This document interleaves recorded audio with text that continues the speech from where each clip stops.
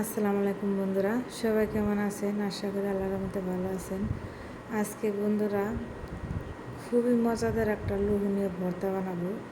এই ভর্তাটা দিয়ে ভাত খেলে মুখে রুচি স্বাদ ফিরে আসবে। এরকম একটা স্বাদের ভর্তা বন্ধুরা বানাবো আজকে। এটা হলো খানকনের পাতা বাটা ভর্তা বন্ধুরা। এখানে আমি দিয়ে দিলাম শুকনা মরিচ। সম্পূর্ণ ভিডিওটা দেখলে অবশ্যই আপনাদের ভালো লাগবে বা খেতে মন চাইবে, মুখে রুচি ফিরে আসবে এই ভর্তা বা বাটাতে ভাত খেলে বন্ধুরা। শুকনো মরিচটা আমি সুন্দর করে ভালো করে ভেজে নেব। কেউ ভর্তা বলে, কেউ বাটা বলে।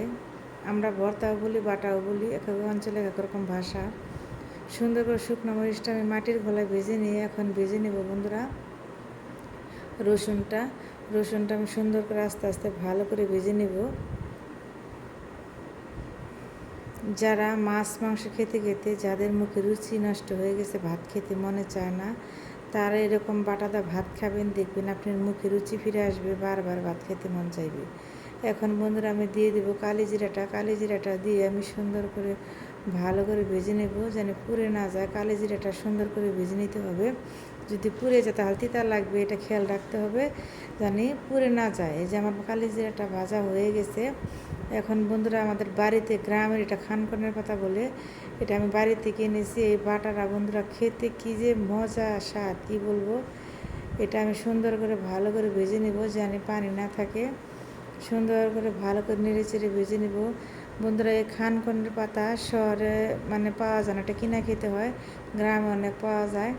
এটা আমি সুন্দর করে ভেজে নিয়েছি। এখন কালি জিরাটা সুন্দর করে ভালো করে ভেজে নিয়ে এখন বেটে নেব বন্ধুরা। একে একে সুন্দর করে ভালো করে কালি জিরাটা আমি বেটে নেব। তারপর আমি সুন্দর করে শুকনো মরিচ আর লবণটা কালি জিরার সাথে বেটে নিব।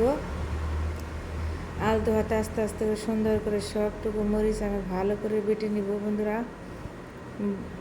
শুকনো মরিচের মুচমুচা হলে সেটা বাড়তে তাড়াতাড়ি হয়, খেতেও বেশি মজা লাগে। এখন আমি দিয়ে দেবো বন্ধুরা রসুনটা সুন্দর করে বেটে নিয়ে এখন ওই যে সেই খানকনের পাতাটা আমি সুন্দর করে আস্তে আস্তে বেটে নেব বন্ধুরা। এই পাটা দেওয়া পাঠা যে ভর্তা কী যে ভালো লাগে কি বলবো। ব্লেন্ডারে পাঠা ভর্তা খেতে সে ভালো লাগে না, পাটায় ভর্তার স্বাদই আলাদা বন্ধুরা।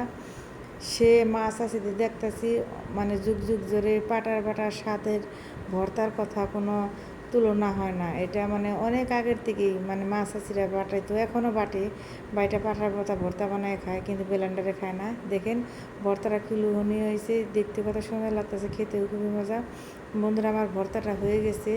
যদি তোমাদের কাছে ভালো লাগে লাইক কমেন্ট করে সাবস্ক্রাইব করে পাশে থাকবে। আর বন্ধুরা পাটায় ভর্তা বানাইছি, পাটায় মাখা ভাত বন্ধুরা খাবো না, তাতে কি হয়, পাটায় মাখা ভাত বন্ধুরা খেতে কী যে মজা লাগে। তোমরা পাটায় মেখে ভাত খেয়ে দেখবে সেই সাথে ভর্তা। কে কে এরকম পাটায় মাখা ভাত খেতে পছন্দ করো কমেন্টে জানাবো। দেখো কি সুন্দর লোকমাটা এখন আমি খাবো সেই স্বাদের একটা ভর্তা বন্ধুরা। সবাই ভালো থাকবে, সুস্থ থাকবে, আল্লাহ হাফেজ।